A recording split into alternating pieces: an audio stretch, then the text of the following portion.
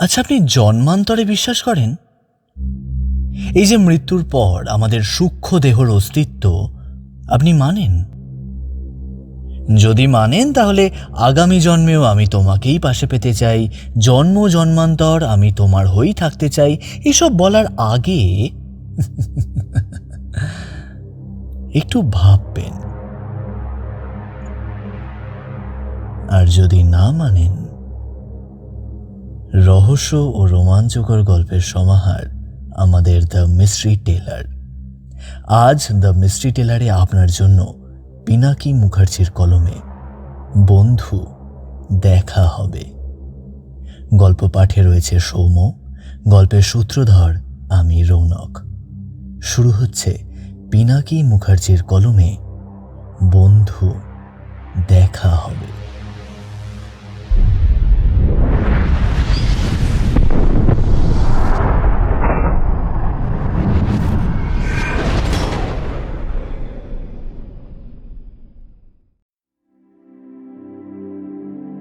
রবিশঙ্কর আর আমার বন্ধুত্ব সেই ছেলেবেলা থেকে।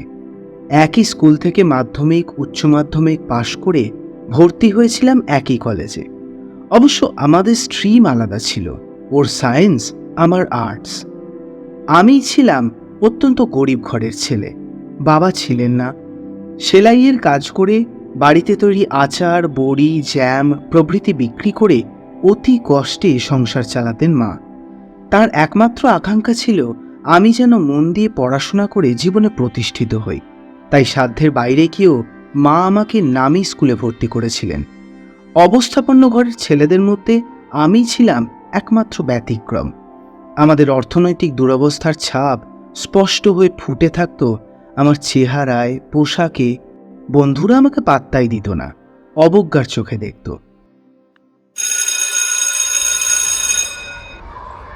তখন আমি ক্লাস 6-এ পড়ি। একদিন অরিন্দম বলে একটি ছেলের সুন্দর একটা পেন ক্লাস থেকে হারিয়ে যেতে সকলে সন্দেহ করলো আমি সেটা চুরি করেছি। আমি বারবার অস্বীকার করলাম, কিন্তু কেউ বিশ্বাস করলো না আমার কথা। আমার স্কুল ব্যাগ, ডেস্ক তন্ন তন্ন করে খুঁজেও যখন পেল না, তখন ওরা আমার জামা প্যান্ট ধরে টানাটানি শুরু করলো। লজ্জায় দুঃখে চোখে জল এসে গিয়েছিল আমার।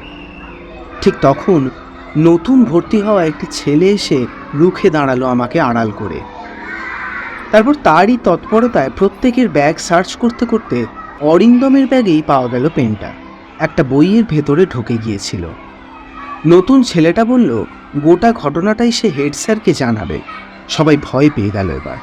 কাঁদো কাঁদো গলায় অরিন্দম জানালো সে ইচ্ছে করে এমন করেনি, সত্যিই সে খুঁজে পাচ্ছিল না কলমটা। ডাকাবুকো সেই ছেলেটা তখন মামলার রায় ঘোষণা করার মতো বলেছিল একটা শর্তেই সে হেড স্যারকে বিষয়টা জানাবে না, সবাইকে ক্ষমা চাইতে হবে আমার কাছে। যারা কোনোদিন আমাকে মানুষ পদবাচ্য বলেই মনে করেনি, সেদিন তারাই বাধ্য হয়েছিল ক্ষমা চাইতে। আবেগে, খুশিতে, হয়তো কিছুটা লজ্জাতেও চোখে জল এসে গিয়েছিল আমার। আমার আর রবিশঙ্করের বন্ধুত্বের সেই ছিল সূচনা। তারপর গঙ্গা দিয়ে গড়িয়ে গিয়েছে অনেক জল। দিনে দিনে আরো দৃঢ় হয়েছে আমাদের বন্ধুত্ব। স্বভাবের দিক থেকে অনেক বৈপরীত্য ছিল আমাদের। আমি বরাবরই ভীতু গোছের। ভূত প্রেত প্রভৃতিতে যেমন বিশ্বাস করি, তেমনি ঈশ্বরের উপরেও গভীরভাবে আস্থাশীল। অন্যদিকে রবিশঙ্কর ছিল প্রবলভাবে নাস্তিক, যুক্তিবাদী এবং বিজ্ঞান মনস্ক। যাবতীয় ঘটনায় সে বিচার করত বিজ্ঞানের কষ্টিপাথরে। অতি প্রাকৃতিক আদি ভৌতিক ব্যাপার স্যাপারে তার বিন্দুমাত্র বিশ্বাস ছিল না। আমার এবং রবির একাডেমিক রেজাল্ট বরাবরই ভালো। গ্র্যাজুয়েশনের পর রবির প্রবল উৎসাহ এবং উদ্যোগেই আমি এমএতে ভর্তি হয়েছিলাম। ইউনিভার্সিটির পড়া শেষ হওয়ার 1 বছরের মধ্যেই রবিশঙ্কর ওয়েস্ট বেঙ্গল ফরেস্ট সার্ভিসে ভালো চাকরি পেয়ে চলে গেল উত্তরবঙ্গের লাটাগুড়িতে। আর আমি কলেজ সার্ভিস কমিশনের পরীক্ষা দিয়ে আরও 1 বছর পরে কলকাতার একটি কলেজে যোগ দিলাম লেকচারার পদে। কর্মক্ষেত্রের দূরত্ব কোনো রকম প্রতিবন্ধকতা সৃষ্টি করেনি আমাদের বন্ধুত্বের মধ্যে।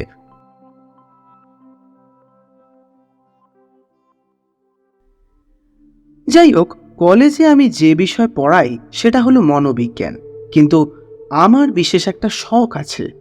সুপার ন্যাচারাল অথবা প্যারানর্মাল বিষয় আমাকে ভীষণ টানে। এই সংক্রান্ত কোনো বই পেলেই আমি তা গোগ্রাসে গিলি। আমার ড্রয়িং রুমের একটা আলমারি ভর্তি হয়ে গিয়েছে শুধুমাত্র এই ধরনের বইয়ে। ঘন্টার পর ঘন্টা কেটে যায় সেসব পড়াশোনা করে। রবি ঠাট্টা করে বলে,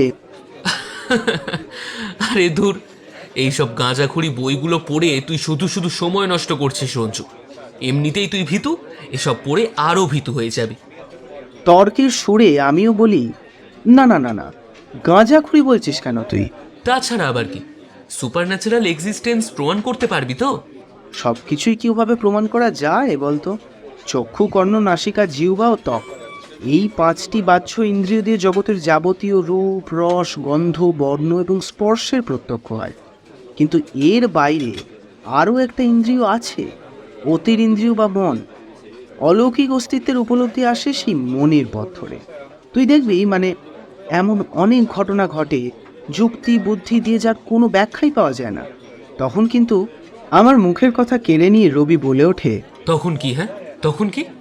কোনো ঘটনার যুক্তিগ্রাহ্য ব্যাখ্যা না পাওয়া গেলেই সেটা অলৌকিক ঘটনা বলে মেনে নিতে হবে, তাই নাকি? হ্যাঁ, সত্যজিৎ রায়ের ফেলুদা কিংবা সুনীল গাঙ্গুলির কাকাবাবু তাদের অসাধারণ ক্যারিসমায় সব রহস্যের জট অবলীলায় খুলে ফেলতে পারলেও বাস্তবের গোয়েন্দা কর্তারা কিন্তু অনেক ক্ষেত্রেই খুনের মোটিভ কিংবা খুনিকে শনাক্ত করতে পারেননি।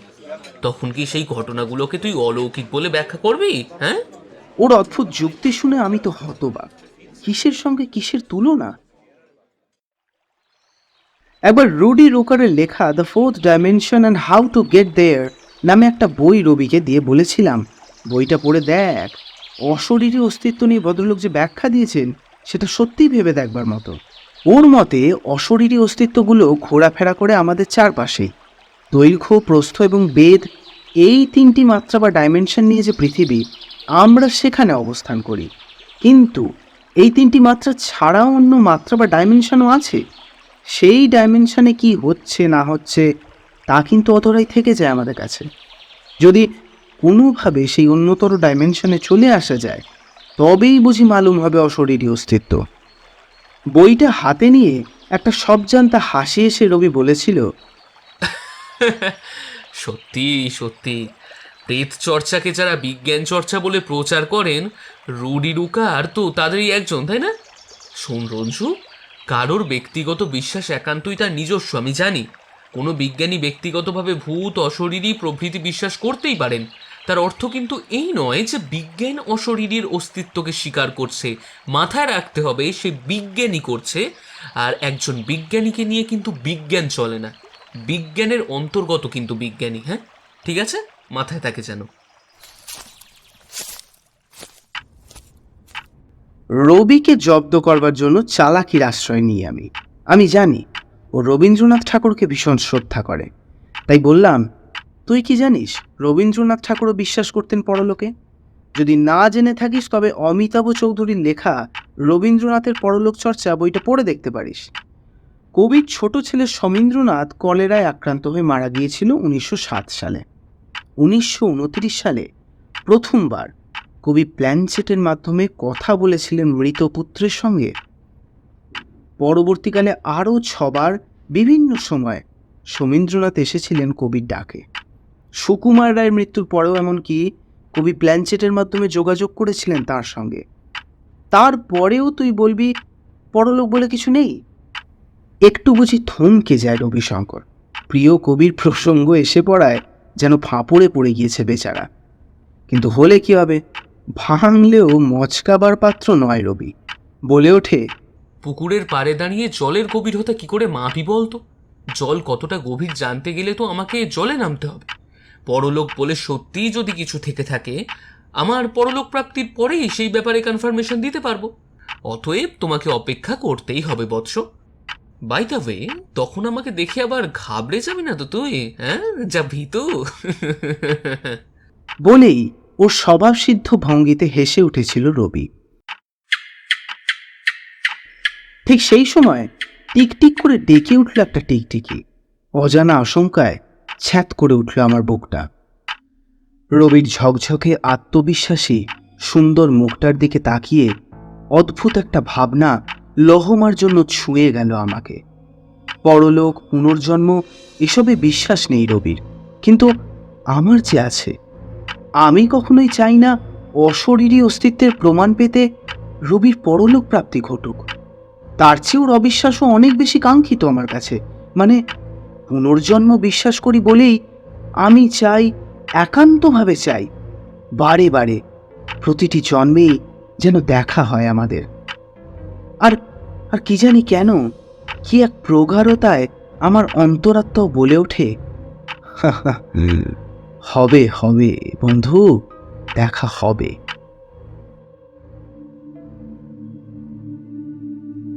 চাকরি পাওয়ার পরে কেটে গেল 2 বছর। রবিশঙ্কর নিয়মিত কলকাতায় এলেও ওর কর্মস্থল লাটাগুড়িতে একবারও গিয়ে উঠতে পারিনি আমি। মাস দেড়েক আগে রবি যখন এসেছিল খুব রাগ দেখিয়ে বলেছিল এরপর আমি যদি লাটাগুড়িতে না যাই তবে এটাই ওর শেষ আশা, আর আসবে না কলকাতায়। ওর রাগ ভাঙাতে বাধ্য হয়ে কথা দিয়েছিলাম এরপর আমিই যাব ওর কাছে, দরকার হলে কলেজ থেকে ছুটি নিয়ে যাব। তারপর যখনই ফোনে ওর সঙ্গে কথাবার্তা হতো ও মনে করিয়ে দিত আমার অঙ্গীকারের কথা। কিন্তু বাস্তব হলো যে এখনো আমি সময় করে উঠতে পারিনি।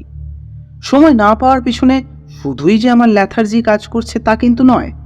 বিশেষ করে সপ্তাহখানেক ধরে সত্যিই আমার অন্য কিছু ভাবার সময় ছিল না, কারণ আমার সাদামাটা নিস্তরঙ্গ জীবনে ছোটখাটো সুনামির মতোই প্রায় একটি অভূতপূর্ব ঘটনা ঘটে গেল।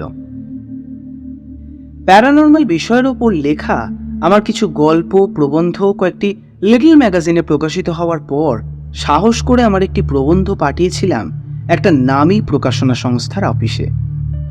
বেশ কয়েক মাস অপেক্ষা করার পরেও কোনো খবর না পাওয়ায় ধরে নিয়েছিলাম যে লেখাটা মনোনীত হয়নি। প্রায় 6 মাস বাদে যখন প্রায় ভুলে গিয়েছি ঘটনাটা, তখনই এক দুপুরে সেই পত্রিকা অফিস থেকে ফোন করে জানানো হলো আমার লেখাটি নাকি নির্বাচিত হয়েছে এবং চলতি মাসের সংখ্যাতেই ছাপানো হবে। শুধু তাই নয়, আরও একটি লেখা পাঠানোর ফরমায়েশ পর্যন্ত করলেন ভদ্রলোক। আমি তো বাকরুদ্ধ, এতটাই অভিভূত হয়ে পড়েছিলাম যে ধন্যবাদটুকুও জানাতে পারলাম না ঠিক মতো। আনন্দটা কিছুতেই যেন ধরে রাখতে পারছিলাম না নিজের মধ্যে। রবিকে খবরটা দেওয়ার জন্য উদ্গ্রীব হয়ে উঠেছিলাম। তখনই খেয়াল হলো, আচ্ছা অনেকদিন তো ফোন করেনি রবি। আর এই কদিন নতুন লেখা নিয়ে এতই বোধ হয়েছিলাম ওকে ফোন করার কথাটাও মনে পড়েনি। নিজের কাছে নিজেই কেমন ছোট হয়ে গেলাম আমি। আর সময় নষ্ট না করে তৎক্ষণাৎ ফোন করলাম ওকে। Phone switched off. অবাক হলাম, এমন তো হয় না কখনো। ঘন্টাখানেক পরে আবার ফোন করলাম, তারপর সারাদিন কতবার যে করলাম ঠিক নেই। শুধু সেদিন নয়, তারপর দিন, তারপরের দিনও একই ব্যাপার। যান্ত্রিক কণ্ঠস্বর একঘেয়ে সুরে বারবার বলে গেল একই কথা। The number you are trying to call is currently not reachable. Please try again later. লেখা ছাপা হওয়ার আনন্দ উত্তেজনা নিঃশেষ হয়ে গিয়ে গভীর উৎকণ্ঠায় ভরে উঠল আমার মন। সেদিন সন্ধেবেলায় রবির খবর নিতে হাজির হলাম ওদের ভবানীপুরের বাড়িতে। গিয়ে দেখলাম রবির ব্যাপারে কারও কোনো তাপ উত্তাপ নেই। রবির সৎ ভাই, যে এখন ওদের ব্যবসা দেখাশোনা করে, রুক্ষ স্বরে বলল, দাদা তো আমাদের সঙ্গে যোগাযোগই রাখে না, ওর খবর কি করে জানবো বলুন তো? একটু অপ্রতিভ হয়ে বললাম, না মানে আজ কদিন ধরে ওকে ফোনে পাচ্ছি না, তাই। আরে নর্থ বেঙ্গলে এত ঝড় বৃষ্টি হচ্ছে, হয়তো টাওয়ারে প্রবলেম হচ্ছে, তাই জন্য এত উতলা হওয়ার কি আছে? কেমন ব্যঙ্গের মতো শোনালো ওর ভাইয়ের কথাগুলো। আর কথা না বাড়িয়ে বেরিয়ে এলাম ওদের বাড়ি থেকে। বাড়িতে ফিরে ক্লান্ত শরীরটা সোফায় ছেড়ে দিয়েই আনমনেই অন করলাম টিভিটা। খবর হচ্ছে। অন্যমনস্কভাবে খবর শুনতে শুনতে হঠাৎই সজাগ হয়ে উঠল কান দুটো। আজকের বিশেষ বিশেষ সংবাদ। উত্তরবঙ্গে দেখা যাচ্ছে একটি অজানা জ্বর। শুনলাম উত্তরবঙ্গের কয়েকটি অঞ্চলে এক অজানা জ্বরের প্রাদুর্ভাব ঘটেছে। চিকিৎসকরা এখনো সঠিকভাবে শনাক্ত করতে পারেনি রোগীটাকে। উপসর্গ অনুযায়ী চিকিৎসা চলছে বটে, কিন্তু চিকিৎসা শুরু হতে সামান্য দেরি হলেই রোগটি ডাক্তারদের হাতের বাইরে চলে যাচ্ছে। অজানা জ্বরে আক্রান্ত হয়ে ইতিমধ্যেই বেশ কিছু মানুষ প্রাণ হারিয়েছেন। আতঙ্কিত মানুষজন এলাকা ছেড়ে চলে যেতে শুরু করেছে। আমার হাত পা ঠান্ডা হয়ে আসছে, কারণ যে অঞ্চলগুলিতে রোগটি ছড়িয়েছে তার মধ্যে লাটাগুড়ির নামও রয়েছে। জানি না কেন আমার মন ভীষণ কু ডাকতে লাগলো। চেষ্টা করেও সময় আনতে পারছি না মনটাকে। মনে হতে লাগলো কিছু একটা ঘটতে চলেছে, যা যা অভিপ্রেত নয়, কাঙ্ক্ষিত নয়। পরদিন ফার্স্ট আওয়ারেই যোগাযোগ করলাম রবিদের কলকাতার হেড অফিসে। আমার আশঙ্কাকে সত্যি প্রমাণিত করে এক ভদ্রলোক জানালেন, লাটাগুড়ির রেঞ্জ অফিসার রবিশঙ্কর মুখোপাধ্যায় শারীরিক অসুস্থতার কারণে বেশ কিছুদিন ধরেই ছুটিতে রয়েছেন।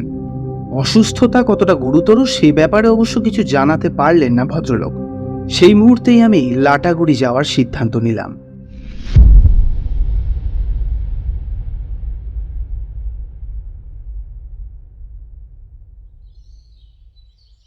পরদিন ছিল শনিবার। মা বললেন, শনিবার দিনটা বাদ দিয়ে গেলে হতো না? আমি বললাম, না মা, আমার ভালো লাগছে না। মনে হচ্ছে একটা দিন দেরি হলেও অনেক দেরি হয়ে যাবে, নাকি অলরেডি দেরি হয়েই গিয়েছে কে জানে। হয়তো রবিকে। আমার কণ্ঠ রুদ্ধ হয়ে এলো। রিজার্ভেশন পাওয়ার প্রশ্ন ছিল না। সাধারণ টিকিট কেটে চড়ে বসলাম এনজেপিগামী ইন্টারসিটি এক্সপ্রেসে। সকাল 9:30 ছাড়ল ট্রেনটা। এনজেপি পৌঁছানোর রাইট টাইম সন্ধ্যে 6:20। ভাবলাম 7টার মধ্যে যদি পৌঁছে যাই তাহলে একটা গাড়ি ভাড়া করে মোটামুটি 9টার মধ্যেই ঢুকে যাব লাটাগুড়িতে।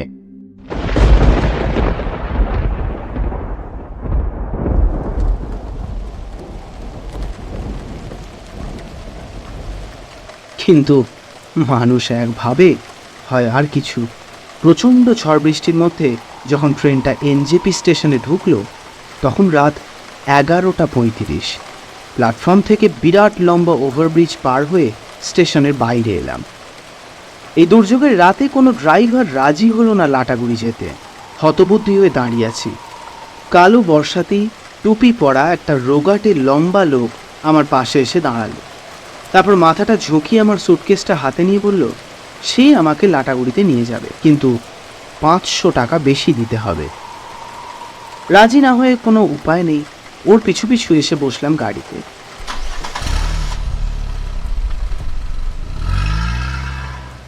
গাড়িটা চলতে শুরু করার একটু পরেই মনে হতে লাগলো রাজি না হলেই বোধহয় ভালো হতো। প্রচণ্ড স্পিডে গাড়ি চালাচ্ছে লোকটা। নিউ জলপাইগুড়ি জনপথ ছাড়িয়ে কখন যে এসে পড়লাম জনহীন জঙ্গলের রাস্তায় বুঝতেই পারলাম না।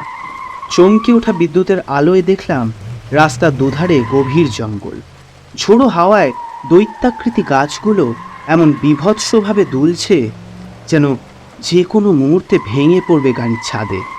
খানাখন্দে ভরা অমসৃণ পথে বারবার ভয়ঙ্করভাবে লাফিয়ে উঠতে লাগলো গাড়িটা।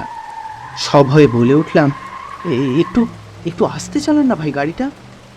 আমার মিনমিনে কণ্ঠস্বর লোকটার কানে গেল কিনা বুঝতে পারলাম না, কারণ গাড়ি ছুটতে লাগলো একই গতিতে। স্টিয়ারিং ধরে মূর্তির মতো বসে আছে লোকটা। গলা খাকরানি দিয়ে আমার গলায় আরেকটু জোর এনে বলে উঠলাম, গাড়িটা একটু আস্তে চালান, মানে অ্যাক্সিডেন্ট হয়ে যাবে যে। মনে হলো আমার কথাগুলো শুনতে পেয়েছে লোকটা। আস্তে আস্তে ঘাড় ঘুরিয়ে চাইলো আমার দিকে। অন্ধকারে ওর দাড়ি গোঁফ ভর্তি মুখেও কোনো অভিব্যক্তি ফুটলো কিনা বুঝতে পারলাম না আমি, কিন্তু ওর সবুজ মণিওয়ালা অদ্ভুত চোখ দুটোর মধ্যে এমন কিছু ছিল যা দেখে আমার শরীরটা ছমছম করে উঠল। ওর চোখ থেকে চোখ সরিয়ে রাস্তার দিকে তাকাতেই আমি স্তব্ধ হয়ে গেলাম। দেখলাম জঙ্গলের ধার ঘেঁষে ভীষণ সংকীর্ণ হয়ে এসেছে সামনের পথ। একদিকে গভীর জঙ্গল, অন্যদিকে খাদ। প্রাণ ভয়ে চিৎকার করে বলে উঠলাম, সাবধান সাবধান, সামনে খাদ, খাদ সামনে। মনে হলো জীবনের অন্তিম লগ্ন সমাগত। মা আর রবির মুখটা ভেসে উঠল মনের পর্দায়। হে হে, জীবনে আর বুঝি দেখা হলো না রবির সঙ্গে।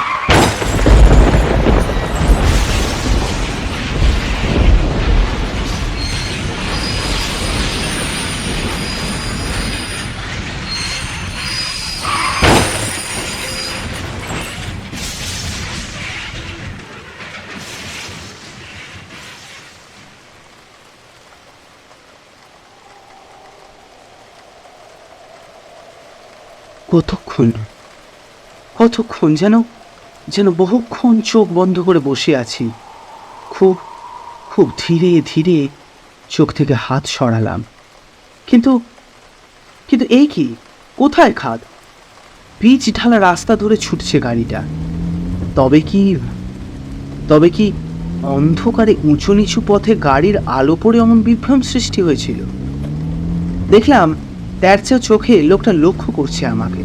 ওর দাড়ি গোফের আড়াল থেকে ছিটকে আসছে হাসি। এবড়ো খেবড়ো দাঁতগুলো বের করে হাসছে লোকটা। একটু একটু লজ্জা পেলাম আমি।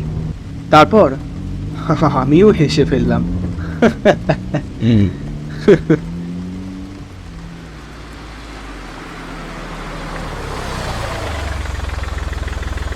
লাটাগুড়ি রেঞ্জ অফিসের সামনে যখন এসে দাঁড়ালাম তখন গভীর রাত। দুর্যোগের কারণেই বোধহয় বিদ্যুৎ পরিষেবা বন্ধ। কমপ্লেক্সের বিশাল লোহার গেটে স্বাভাবিকভাবেই তালা পড়ে গিয়েছে। কেউ আছো? গেটটা খোলো, বলে উঠলাম আমি। ঝড় বৃষ্টির শব্দে মিশিয়ে গেল আমার কণ্ঠস্বর, কিন্তু কেউ এলো না। সজোরে গেটটা ঝাঁকিয়ে আবার বললাম কথাগুলো।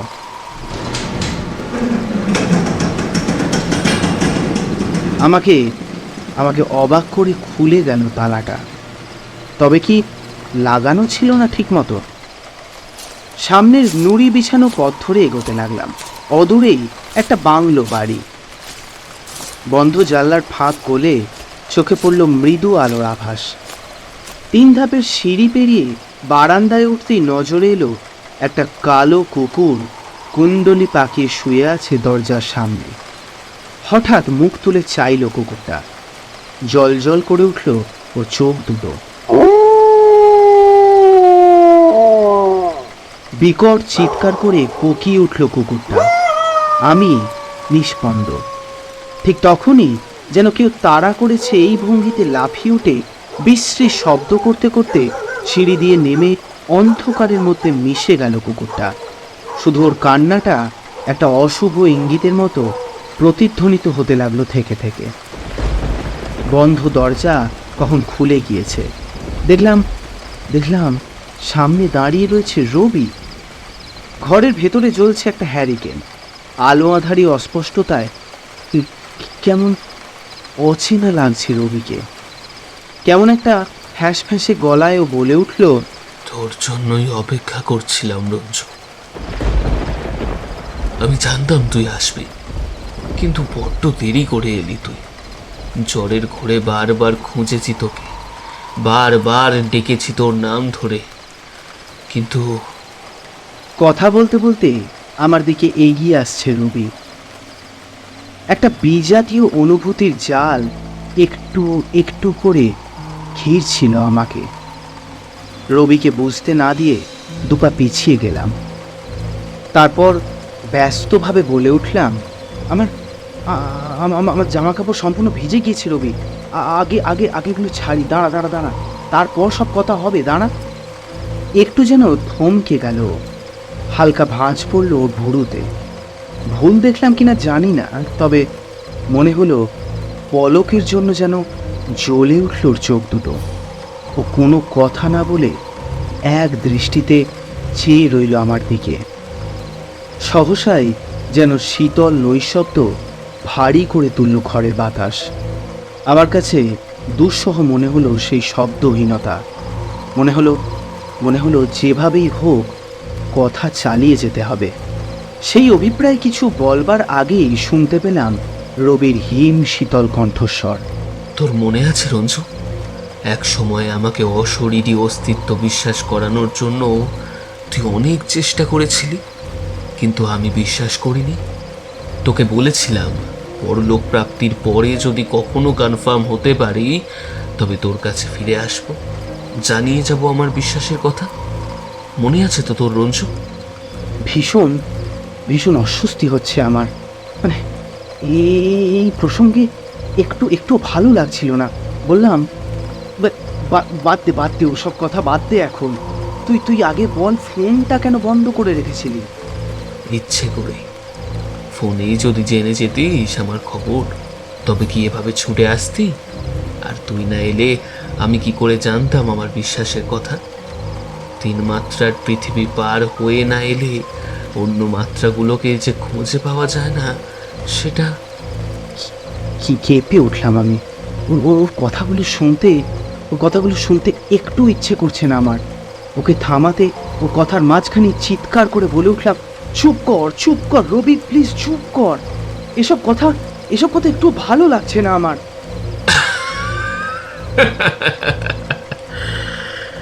ও হেসে উঠল। ওর অট্টহাসিতে যেন কেঁপে উঠতে লাগলো বাংলো বাড়ির দেওয়ালগুলো। বড়সড় একটা ছন্দপতনের আভাস ক্রমেই যেন স্পষ্ট হয়ে উঠছে। রবি আমার ছেলেবেলার বন্ধু, মা ছাড়া এত আপন আর কেউ নেই এই বিশ্ব সংসারে। কিন্তু আজ এই মুহূর্তে আমি কিছুতেই ওর সঙ্গে নিজেকে রিলেট করতে পারছি না। আমার থেকে কম বেশি 2 মিটার দূরত্বে দাঁড়িয়ে আছে রবি, অথচ আমি অনুভব করছি আমাদের মাঝখানে যেন 1000 যোজন ফারাক। সেই দূরত্ব অতিক্রম করে রবির কাছে পৌঁছানো যেন কিছুতেই সম্ভব নয়। বর্ষণ মুখর তামস রাত্রির মতোই রহস্যময়, অনাকাঙ্ক্ষিত একটা উপলব্ধি যেন অনন্ত শাখা বিস্তার করে গ্রাস করতে উদ্যত হলো আমাকে।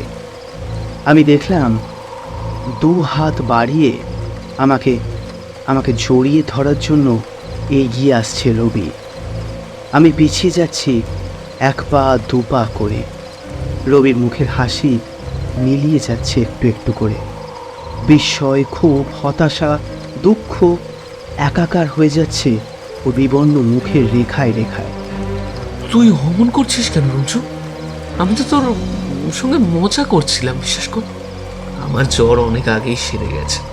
তুই ছুঁয়ে দেখ, বিশ্বাস কর। আমি রবি, তোর রবি, একটা আস্ত শক্ত মাংসের মানুষ। রুদ্ধ হয়ে এলো রবির কণ্ঠস্বর। না, আর উপায় নেই। রবি আমার খুব কাছে এসে গিয়েছে, যে কোনো মুহূর্তে ছুঁয়ে ফেলবে আমাকে। রিফ্লেক্স অ্যাকশনে যেন ঘুরে দাঁড়ালাম আমি। তারপর খোলা দরজা পথে দ্রুত ছুটতে লাগলাম বৃষ্টি আর অন্ধকারের মধ্যে দিয়ে। পিছন থেকে ভেসে আসছে রবির অভিমান হত কণ্ঠস্বর। রঞ্জু দাঁড়া, প্লিজ এমন করিস না। ফিরে আয় রঞ্জু।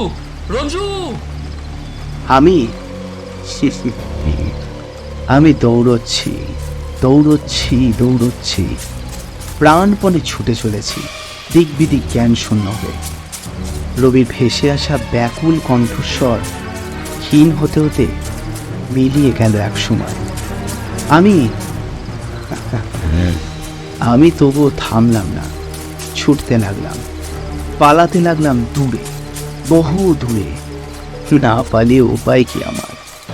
এতদিনের অদর্শনের পর আমার পাগল বন্ধুটা যে আমাকে স্পর্শ করার জন্য, আমাকে বুকে জড়িয়ে নেওয়ার জন্য ব্যস্ত হয়ে উঠেছিল। কিন্তু কি করে ধরা দেব আমি? আমার এই অবয়ব যে প্রতিভাস মাত্র।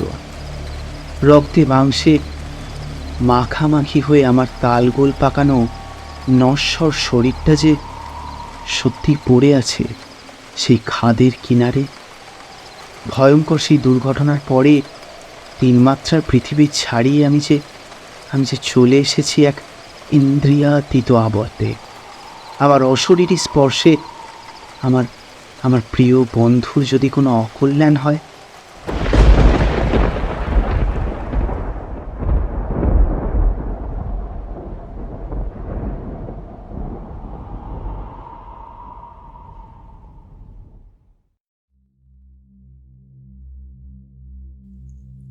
শুনছিলেন পিনাকি মুখার্জির কলমে বন্ধু দেখা হবে। গল্প পাঠে সৌম্য, রবির ভূমিকায় শুভম, রবির ভাই শীর্ষেন্দু, রবির মা খুশি। গল্পটি শুনে কেমন লাগলো তা নিচে কমেন্ট করে জানান। ভালো লাগলে লাইক ও শেয়ার করুন। এই ধরনের আরও অনেক গল্প শুনতে আমাদের চ্যানেলটি সাবস্ক্রাইব করুন। ফিরছি খুব তাড়াতাড়ি আরও একটি রোমহর্ষক গল্প নিয়ে। আমাদেরকে সাপোর্ট করার জন্য আপনাকে অসংখ্য ধন্যবাদ।